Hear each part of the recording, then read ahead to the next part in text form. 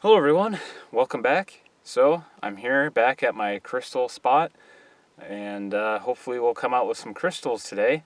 It's been a while since I've been here, and it's actually been a while since I've been able to do some decent prospecting or rock hounding. I recently just got back from field work. I'm doing field research to get some geology experience while I'm at college, and been working in Montana. We're doing research involving the Yellowstone hotspot. Basically, we're looking for evidence that as the hotspot track was moving, that it was doming up the land. So for those of you who don't know, hotspot is a big area in the mantle where hot rock rises up to the surface, and that creates volcanism usually. A good example of this is the Hawaiian Islands. That's a hotspot chain that's producing all those little islands. And the hotspot is stationary, but plate tectonics, the plate moves over the top of the hotspot, which pushes up all these islands over millions of years. It's the same thing for Yellowstone, except it goes through the continent of North America, producing volcanism and a series of calderas, a chain of calderas that go from like Oregon, Nevada, all the way through Idaho, the Snake River Plain, and into its present-day Wyoming spot.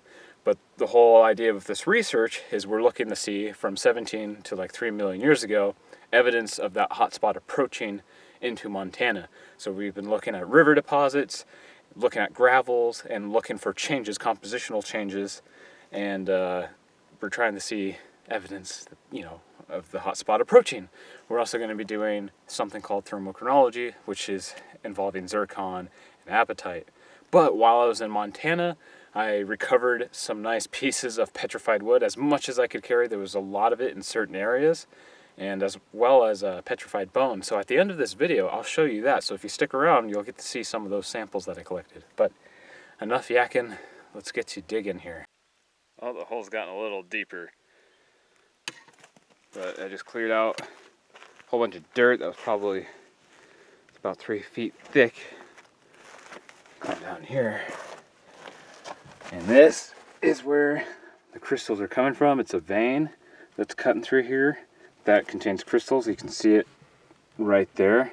It's that thick block of rock. That vein cuts through here up behind me. So almost at any point you can get crystals out of here. There's crystals in the floor here. I need to figure out where they are. They got reburied. But for the most part, you can get crystals out of this vein that's cutting through this apatite rock, which is a type of igneous intrusive rock. The vein goes up in here, but I still have a lot of dirt to uncover out. So right here is the apatite rock.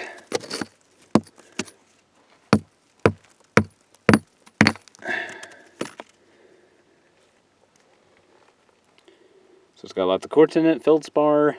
These black minerals could be garnet, some old garnet. There's some mica and biotite here and there in some of the rock. I did find one nice tiny red garnet in this pit, but most of them just seem to be weathered out. This is where the crystals are coming from. Most of them, though, seem to be sealed off, like this piece partially right here. So there's the crystals right in there. Don't know if you can see that.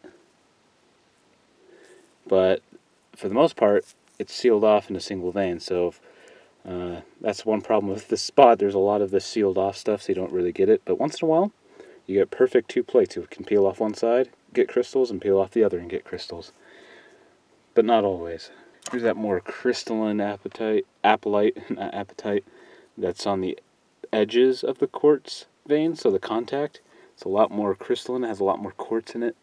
So I decided to rework my efforts down here on the floor instead, because I was digging further, and this one just seems to be more solid quartz.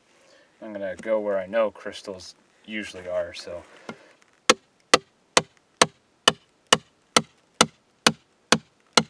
While I was drilling, I cut down into a isolated tiny crystal pocket. I don't know if you can see those right there. Alright, I just broke out a ton of rock right in this area, and I'm going to start removing this off, and we should be able to get to the crystals now.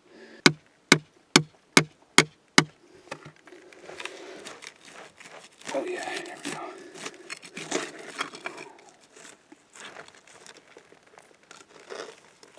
Oh yeah, there we go. Alright, so let's remove this face here. This should all be hopefully quartz crystals right in here.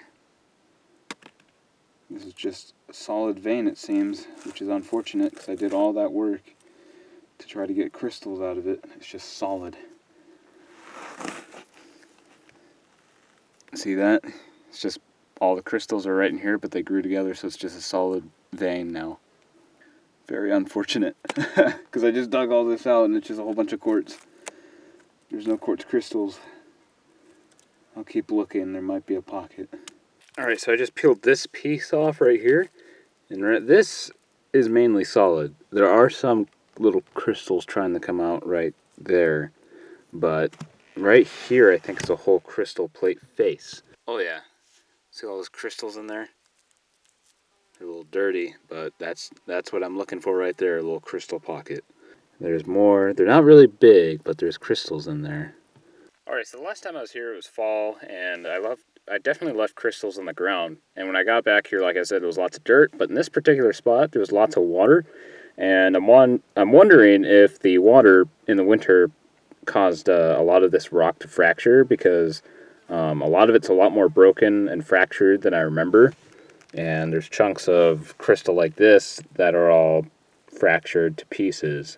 So this whole area is kind of destroyed. So I think the water freezing in the cracks of the rock probably broke a lot of the plates to pieces. So now there's just a lot of loose crystals like this one here. Pretty stuff. I wish it'd be bigger, but you know, it's not bad. Alright, so here's a look at one of the plates. It's kind of hard to clean up right now, but you can see there's a couple nice crystal faces on here. I'll show you what it looks like when I clean it up, as well as the other ones. But I believe I'm going to call it a day today. Now this hole has gotten quite big and deep, and as I go deeper, the rock is getting more difficult to break. It's getting harder, and the crystals are becoming more and more scarce the deeper I go. Just getting more solid quartz vein. There seems to be more crystal in there, but I'm too tired right now to break all that rock after shoveling out this whole hole. There might be more crystals that way.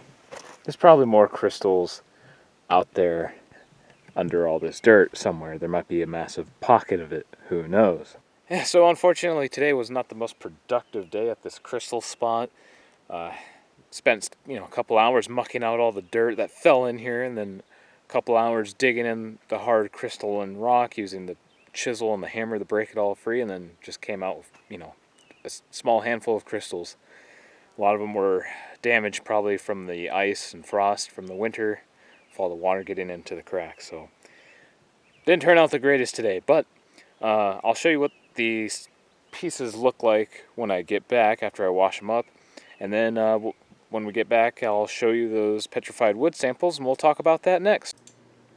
Alright, so here I am at my rock table, and before I show you the petrified wood samples and the petrified bone, here's the quartz crystals I recovered.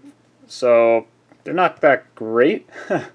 After spending hours digging the hole and cleaning it out and chiseling through the rock, this is all pretty much I came up with. These are the best ones, and they're not even... they're alright. You can see the faces on that. Did a quick clean-up job with this. You can see those nice faces flashing there. So this isn't my best haul, but it's definitely not my worst. I had a day where I went out there and I don't think I brought any crystals home because I just spent a whole day digging. But yeah, not bad. A couple individual quartz crystals here as well. But not as much as I was hoping. And for those of you who haven't seen the past crystals, here is a plate right here. This is a pretty cool one. Lots of tiny little faces right there. Look at that. This is from a previous time I went out there. Look at all those little faces flashing. It's really cool to look at. And yeah, here's a closer look from today's haul. Not bad. This one has like a weird coating on it. Almost seems like it's mixed with feldspar, which is interesting. And here's another one. This one's not bad. It is broken right there. This face got chipped right here, but all the rest are okay. Alright, so enough of the crystals. Let's move on to the petrified wood and bone that I collected while I was in Montana. So we'll start off with this one right here to look at. Now some of these petrified wood samples are really nice, good quality petrified wood, and this is pretty much the first time where I've been able to collect an abundance of petrified wood, because most of the time I hardly ever find it where I go prospecting or rock hounding, so this was fun to collect. I was working, I'm doing research, so I'm not out there to be having fun rock hounding or anything. But when I had the opportunity, I collected as much as I could, so I got a small little sack of the stuff. And then I have some smaller pieces. These ones are kind of similar looking. Then I have pieces like this. This is a big one. This is a piece of petrified wood. It just looks like a colorful rock. Some people might not even be able to tell that this is petrified wood just by looking at it. You kind of have to know what you're looking for, and there's certain things you look for, but if you've seen a lot of colorations and some odd looking silica or churty looking textures, it could be petrified wood. What gives it away for this one, you can see those nice grains right there from the wood grains.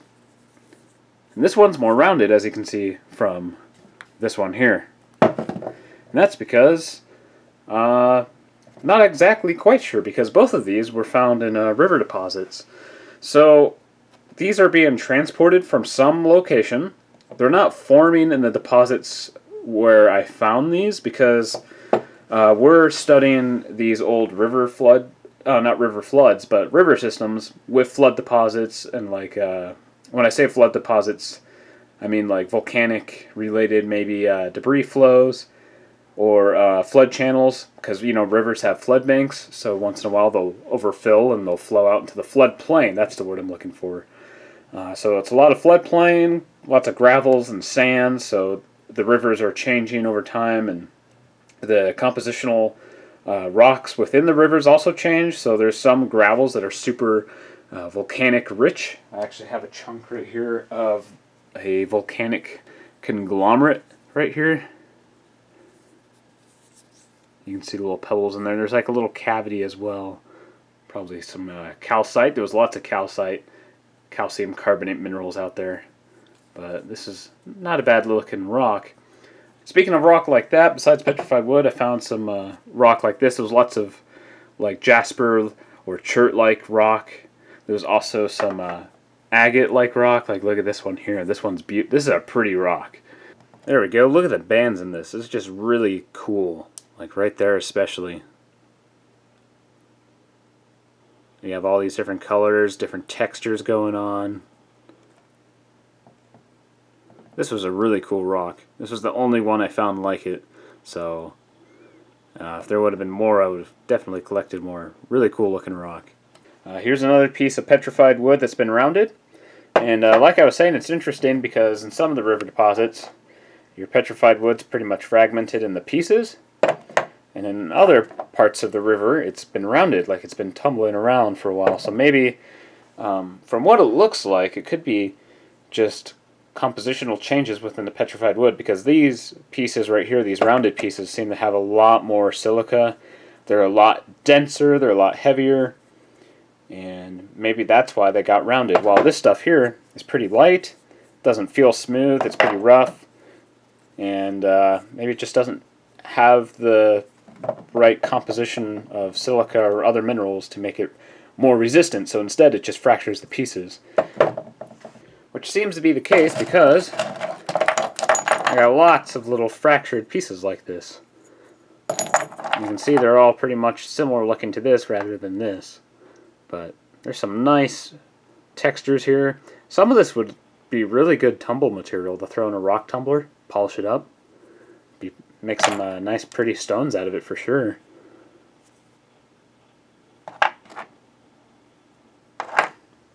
This is a cool piece here. If you look on the sides, you can see like the tree rings. They've been filled in with the silica mineral. Pretty cool. Got some more chip pieces like this, as well as this darker piece right here that's like really smooth, kind of polished from the river. I have a lot more pieces, but I'll just show you a couple more pieces of petrified wood. So this is another pretty nice sized piece. You can see once again the wood texture in that, the wood grain. You can see the wood grain in this piece. Really cool. I'd say this is pretty good quality petrified wood. And especially this piece here, you can really tell, you can really see that wood grain in it. Another nice piece.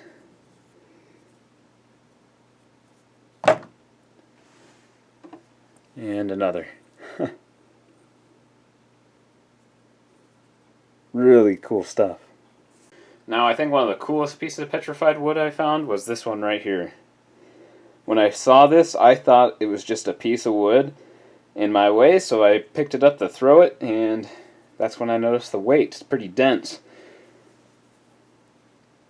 Again, look at that grain texture. It almost looks like you could just chip off the wood right there. Look at that. This is rock. This is not wood.